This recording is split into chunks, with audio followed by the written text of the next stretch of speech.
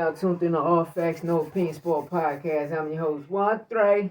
We gonna get straight to the sauce. You hear me? I don't let nothing marinate. We gonna get straight to the sauce. Everything saucy. Um, I'm gonna start off with the Keyshawn and Berinchyk fight. I'm gonna keep it honest. The card was cool. The card was lit. Top rank. ESPN made sure they leaving out with a bang. So the card from prelims to the main event, was lit. It really was lit. Shout out to the DB3 brothers, putting on great performances that they put on. You got to fight who's in front of you. You feel me? But we're going to get into the main event, Keyshawn and Berinchyk. I always said it, and I'm going to keep telling y'all, Berinchyk was the easiest champion at 135. When he fought Navarrete really won. You could have gave it a little slight draw, but I edged Navarrete on the fight. But they gave it to Berinchyk because of the Ukrainian war. Just like Loma when he fought Barboza 6 days before Berinchyk and Navarrete. Then after that, Usyk ended up fighting and became undisputed. I want y'all to remember all of this. And this was in a 2 week span that all these Ukrainians became champions and undisputed. But let's get back to the man right now, the businessman. I knew Keyshawn was going to destroy him. I thought it was going to be like a first, second round, but fourth round, you know what I mean? It doesn't matter. It still was an early night for him. It's just me being honest. The opponents Keyshawn fight is still prospect opponents. Now, I don't give a fuck if a person a champion or not, but Berinchyk really a prospect, bro. He ain't. This is his first title defense.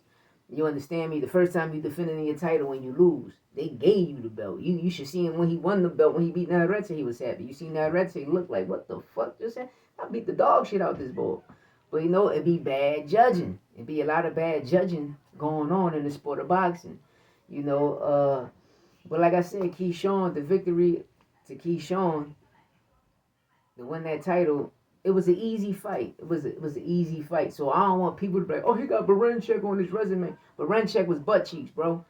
He was butt cheeks. Y'all people complain about Tank Davis' resume when Tank Davis fought contenders, mandatories, champions.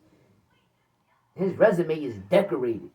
And I watch other people like you dig it, Yigit. Like Yigit was a nobody. Like people gotta be tall, man. Like these people was fighting nobody. So of course, if you fight a nobody that's 8-0, bro, he's a nobody. Who is he fighting? Because we know the greats from amateurs.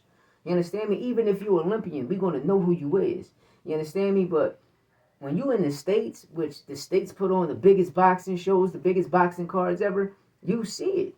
You see it. It's just like yesterday when Jack and Barboza was fighting. I'm gonna keep it honest. Like it could have been a draw, but they gave it to Barboza, and I thought Jack landed more cleaner shots.